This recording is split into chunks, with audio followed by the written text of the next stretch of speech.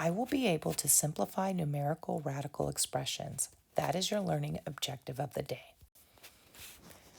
Thinking about yesterday, think about how important perfect squares are. These are your power couples. For example, take a look. 1 squared is 1 all the way to 20 squared. If you can memorize these, that would be ideal, but just do your best. Think about this. Why is it important to know your perfect squares? Pause the video. In yesterday's lesson, we thought of these perfect squares as couples. We matched them together and moved them outside in front of the radicand sign. So keep them in mind as we go through the lesson today. Here are some notes and some tips for you to take note of, some key concepts. But today we're going to add variables. What about these variables? Let's think about if we have an even exponent. So say if I have 2 squared and I want to take the square root of a 2 squared, well, that's just x, right? Squaring the square root of something is just x. Say I have the square root of x to the 4th.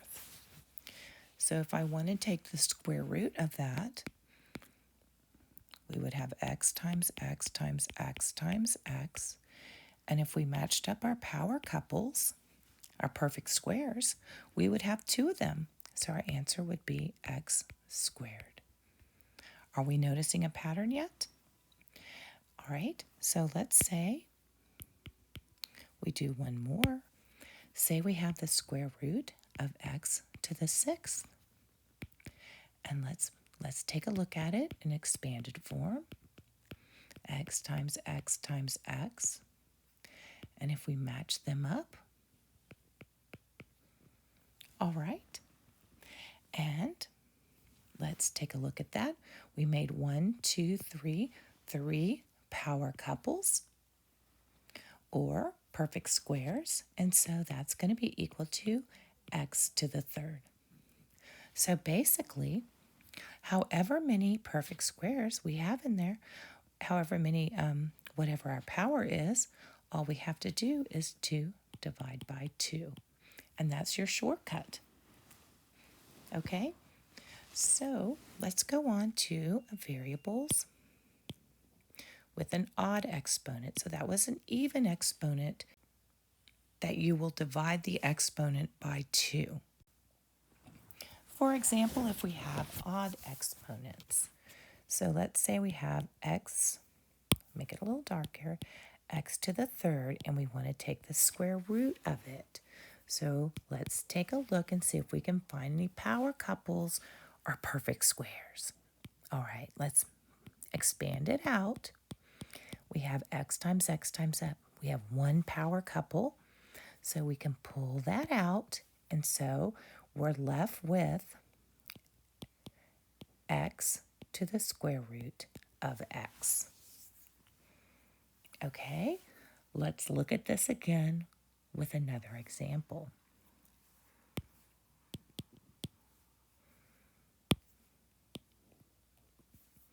How about this one? Say I have an odd amount, and let's say it's x times x times x times x times x.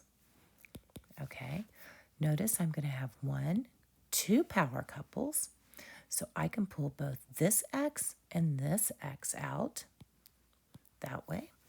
So then I'm going to have x squared to the square root of x, and that'll be my answer for odds. Okay, so notice the pattern. Now we're going to do a couple of examples with you. All right, we are going to write this in simplest form. And our first thing, we are going to look for perfect couples. Now let's write the big square root bar. And as I look at 54, I know that's the same thing as 9 times 6. And then I can just write the last part as n to the 7th.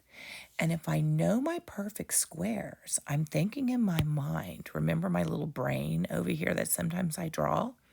That 9 is a perfect square. That's the thing, same thing as 3 squared. Perfect squared, right? So after yesterday's lesson, you may be ready to go ahead and write your answer, but some of you may not. So I'm going to go ahead and write out all the factors of 9 and match up my power couples. So let's do that. I am going to go ahead and I'm going to have 3 times 3, which that's my perfect square right there. And then times 3 times 2 times n to the 7th. Okay, so now we can go ahead. We can lasso these 3s. They're together. They're a power couple. And then I have an odd exponent. So I know I'm going to have n to the 6th. And so I can divide that by 2. So that's going to end up being n to the 3rd is what I'm going to take out. And then I'm going to have an n man out.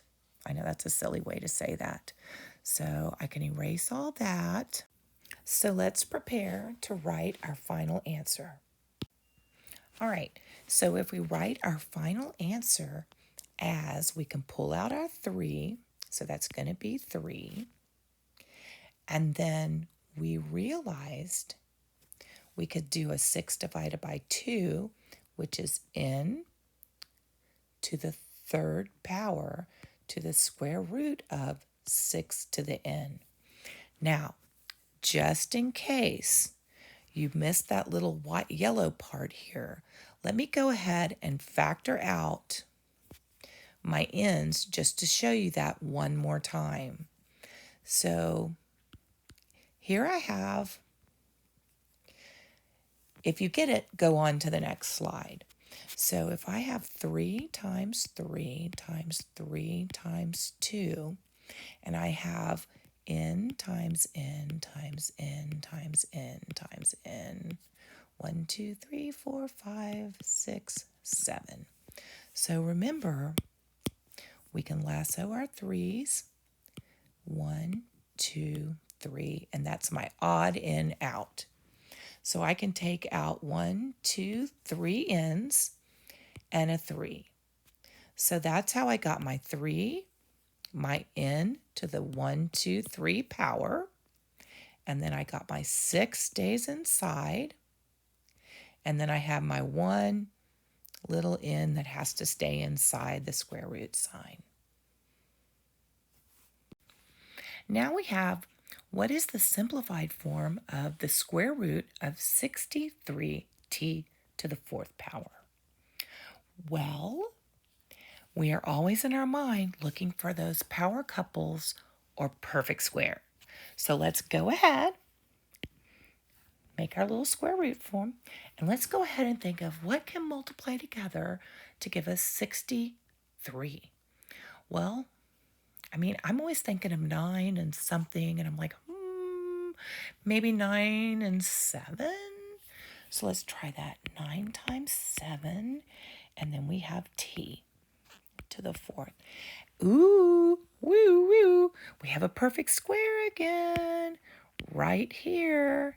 And what we could do is just take the square root of that, and that's going to be a 3, and take it to the outside, and then have 7t to the 4th. We know all we have to do here is take the square root of that, and that's going to be divide by 2. And so this answer is going to end up being 3t squared to the square root of 7. Now, if we didn't understand that, I'm going to do it another way. So if I take the square root of 63t to the 4th, and let's say I know that 9 times 7 is 63, and then t times t times t times t. Well, I can already tell on my t's that's going to be one couple, one power couple, And then 9, I can go a little bit further, right? So we can take this to become 3 times 3 times 7. And then I've already brought those other two out.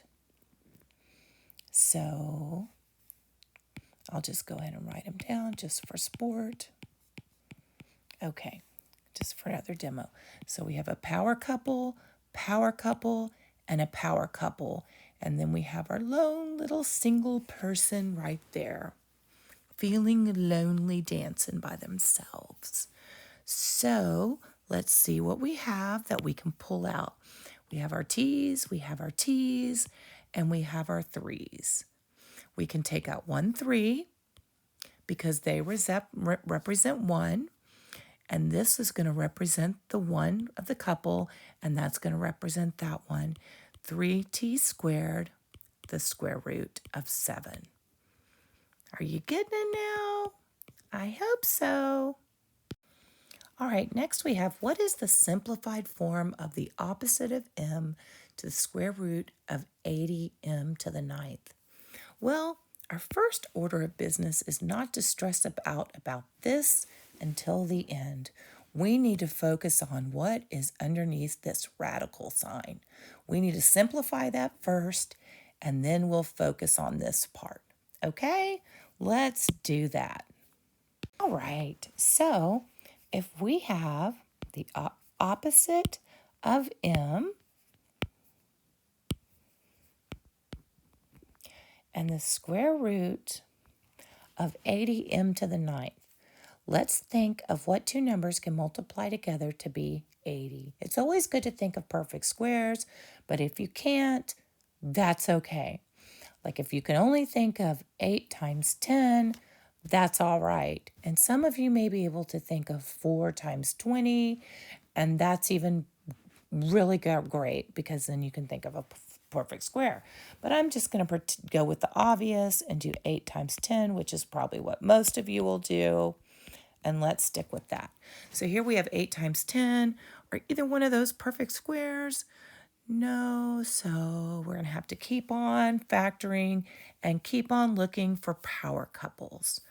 So let's keep on working. So we keep on coming down, and we're going to look, and we're going to see maybe 4 times 2 times 2 times 5 times m to the 9th. And ooh, does this look better for us? Because what I see, and you may see, I see a 4, which is a perfect square. And then I see a 2 times 2, which is a perfect square.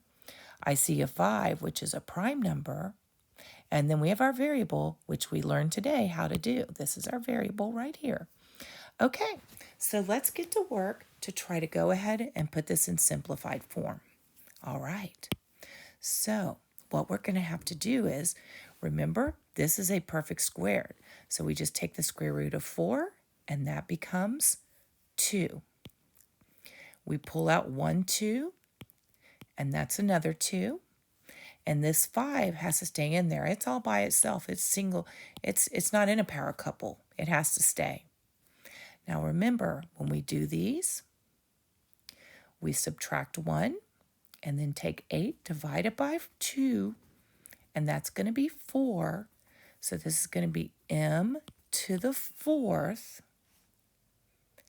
So what is left inside my radical is 5m. Okay? But then we don't want to forget what was out here to begin with, and that was the opposite of m. So now what we have to do is multiply the opposite of m, and we need to combine this whole expression right here to make it all in simplest form. So what I'm going to do is multiply 2 times 2, and I'm going to get 4. Actually, I'm going to get negative 4 because of this negative sign, so I'll get negative 4. And then I'm going to have 1m times m to the 1st, times m to the 4th. When we have same bases, We can, remember, add the powers. So that's going to be m to the 5th. And then I can just bring all this over, and that's going to be 5, square root of 5 to the m. And that'll be in simplest form. Now it is your turn. Have fun. Enjoy your problems.